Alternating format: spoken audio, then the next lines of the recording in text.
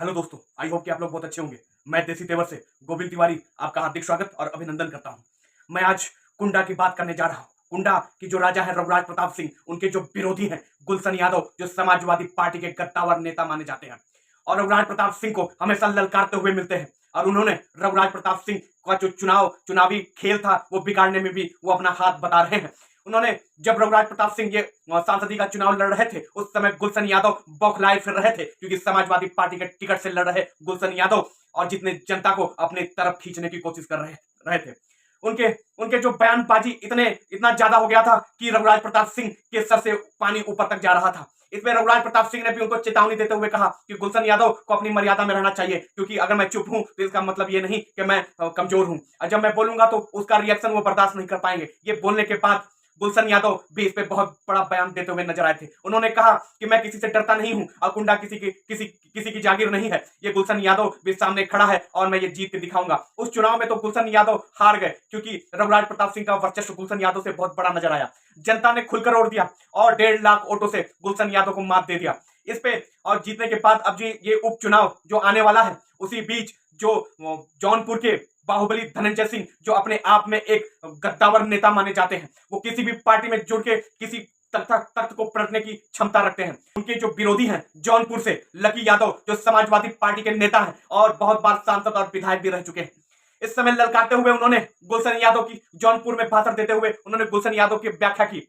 उन्होंने कहा कि कुंडा में रघुराज प्रताप सिंह का सामना करने के लिए जो गुलशन यादव खड़े हैं और जो कुंडा में अपनी जागीर बना के बैठे हुए हैं, वो गुलशन यादव तोड़ने की उनके पास क्षमता भी है और बूता भी है। अब वो ये चीज जो अभी तक वर्षों से चली आ रही है, जो राजा राज करेगा वो अब राजा वहां पे राज नहीं करेगा। जो कुंडा किसी की जागीर नहीं है, ये बार बार गुलशन यादव ने भी बोला और मैं भी बोल रहा हूं। और मैं ये अपने क्षेत्र की जनता को बताना चाहता हूं कि ये जो जौनपुर की जनता है, इसे कभी मैं कुंडा की जनता नहीं बनने दूंगा। मैं इस क्षेत्र जौनपुर को कुंडा नहीं बनने दूंगा और किसी की जागीर नहीं बनने दूंगा। गुलशन यादव तो बहुत लेट में कुंडा में जगह हैं, पर मैं अभी भी सलामत हूं और जगह हूं। और बाहुबली धनंजय सिंह को मैं कहना चाहता हूं कि मैं ये जो जौनपुर की जनता में कोई आपराधिक प्रवृत्ति बर्दाश्त नहीं की जाएगी। और मैं ये चेतावनी भी देता हूं, दोनों बाहुबली जो बन के बैठे हैं, नाम के आगे बाहुबली लगा लेने से जनता की सेवा नहीं होती। जनता की सेवा करने के लिए जमीन से जुड़ना पड़ता है, जमीन पे उतरना पड़ता है और क्षेत्र में जाना पड़ता है। इसलिए मैं लकी यादव ये कहना चाहता हूं कि जौनपुर को मैं विकासशील बनाना चाहता हूं, कुंडा नहीं बनाना चाहता।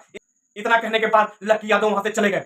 और ये बात जब बाहुबली धनंजय सिंह को पता चली कि इतनी बयानबाजी बड़ी हो गई है और उनके बाद वर्चस्व पे आ गई है, तो धनंजय सिंह भी ललकारते हुए कहा कि अभी फड़फड़ाहट बहुत ज्यादा है, इनकी फड़फड़ाहट बहुत कम हो जाएगी। क्योंकि अभी जो ये फड़फड़ा रहे हैं, ये जो बोल रहे हैं, अभी समाजवादी पार्टी के जो मुखिया हैं वो इनसे बुलवा रहे हैं।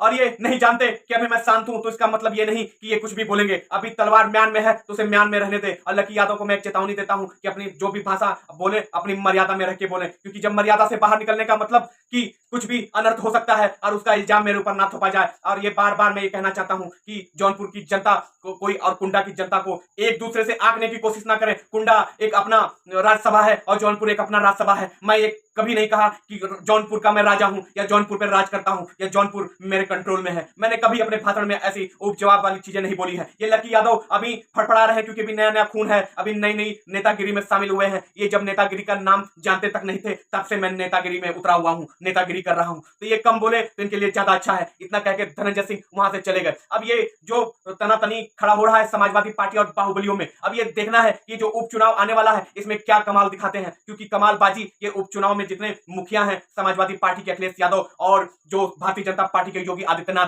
ये लोग एक दूसरे की पार्टी को काटने में लगे हुए हैं। जहां पे जिस नेता का वर्चस्व बड़ा है उसको छाटने में लगे हुए हैं। और ये चीज अब ये देखना है कि कौन कहां से टिकट पाता है और कौन कहां से लड़ता है, क्योंकि मामला बहुत संगीन होने वाला है। क्योंकि समाजवादी पार्टी के जो मुखिया अखिलेश यादव इस बार भी तैयारी पूरा करके मैदान में उतरने के लिए रेडी तैयार हैं। और योगी आदित्यनाथ भी ललकारते हुए मिल रहे हैं कि समाजवादी पार्टी का मैं खाता भी खोलने नहीं दूंगा।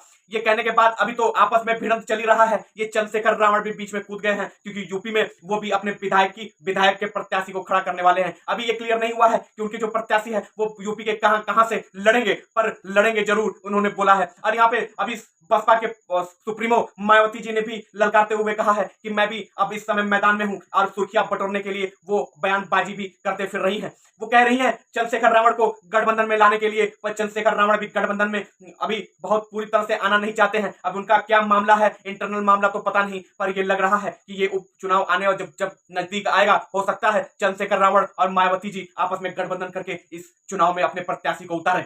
और ये देखना अभी बाकी है कि भी उपचुनाव में कौन कौन से किस किस पार्टी से कौन कौन प्रत्याशी लड़ रहा है। अब बाहुबलियों का वर्चस्व इस उपचुनाव में देखना है, क्योंकि ये जो विधायकी का चुनाव है ये वर्चस्वधारी चुनाव होता है। ये अपना अपना वर्चस्व बढ़ाने के लिए यह राजनीति होती है। यहाँ लोगों को काटना पड़ता है, ऑटो को गिराना पड़ता है, ऑटो को खरीदना पड़ता है, ऐसे ऐसे राजनीति होती है यहाँ पे। अब ये आगे चल के देखना है कि राजनीति किस मोड़ पे आती है। और ऐसे ही वीडियो को देखने के लिए चैनल को लाइक करें, शेयर करें, सब्सक्राइब करें। मैं मिलता हूं अगले ब्लॉग में, तब तक के लिए जय हिंद, जय भारत।